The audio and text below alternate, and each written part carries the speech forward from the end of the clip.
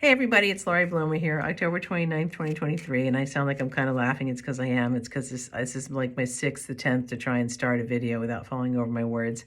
I have a cold, so bear with me. My head's a little wonky. It's in the game, but it's a little wonky, and apparently it's interfering with my ability to speak. But here we are, October 29th, 2023. I'm here to do a card pull for spiritual reflection and spiritual inspiration. Before we get into it, though, I wanted to make a quick announcement. And that is to let you know that starting with November 16th, when I do my 20-minute reading events, which many of you are familiar with, I do a day of 20-minute readings.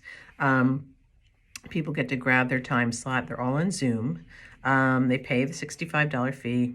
We have the reading.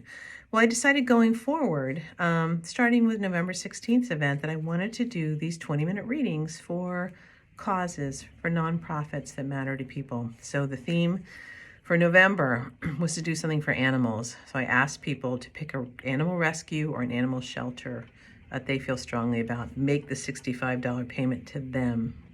All they have to do is forward to me a copy of the receipt or a screenshot. You can black out the information that you consider to be confidential, but just proof that the $65 donation was made. Grab your time slot and your schedule.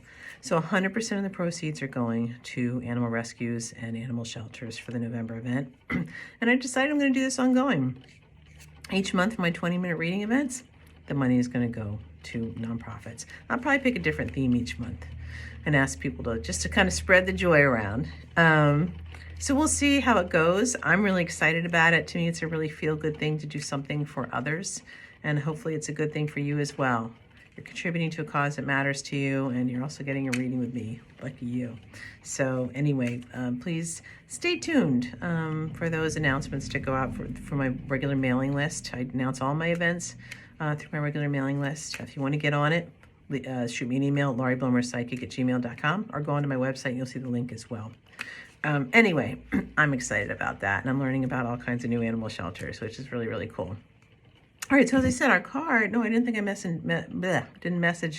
didn't mention what cards we're using. Messenger Oracle is the name of the deck. It's by Raven Phelan. It's got beautiful imagery in it. Relates very much to nature spirits, animal totems, cycles of nature, divine masculine, divine feminine. In many respects, you could call it sort of a Wiccan or nature-based spiritual perspective.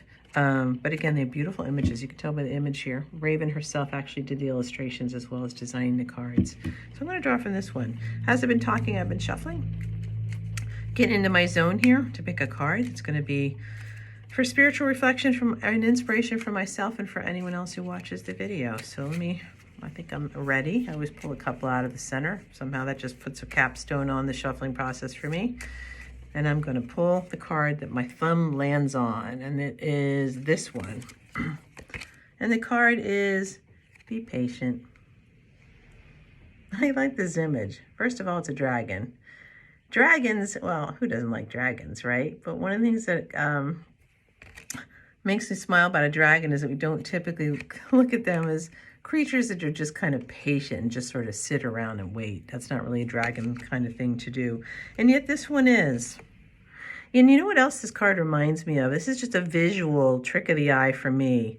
What it reminds me of is you can see the lighter golden light towards the upper part of his body. So that to me always speaks to sort of the upper chakras, if you will, being illuminated, but also it's as if to say the sunlight is shining on the wings and on the head, and as the sun moves more and more, the body will be illuminated. So I think of the whole idea just illumination that comes over time. That's not necessarily what the book would say. As always, I share what jumps out to me and how it speaks to me in any given moment, but that's what's speaking to me about this dragon. There's number 2 on it. 2 in numerology has to do with a number of things, and in just traditional number symbolism, 2 can mean the divine feminine. 2 can also be about choices, this versus that. With the numerology, 2 also speaks to how we are in relationship with one another. It's also a very psychic number. But what I'm going to take away from this, for me, is 2 as in, I've taken step 1 towards something. Step 2 might just be to wait. I've initiated something. I'm going to wait and see how it plays out. So it's a very simple takeaway for me. Different readings with this card in it, depending on the card position and the reading, might mean different things. But to me, it's about just hang on. The sun's starting to shine its way down his body. That's, to me, shows something that's just continuing to evolve, developing in strength, developing in visibility. And I'm just going to try and be patient. So I'm going to look at aspects of my life this week, starting today, where I just got to be patient. Light's starting to shine on it, and I'm just going to wait as that light expands. And trust that my next step as the dragon to get up and move somewhere will also be illuminated. Okay? Have a great week. We'd love to hear how your week goes. We'd love to work with you. My name's Laurie Blomer. Email address is laurieblomerpsychic@gmail.com. My website is laurieblomer.com. Have a wonderful, inspired, and patient dragon week. Thanks for watching.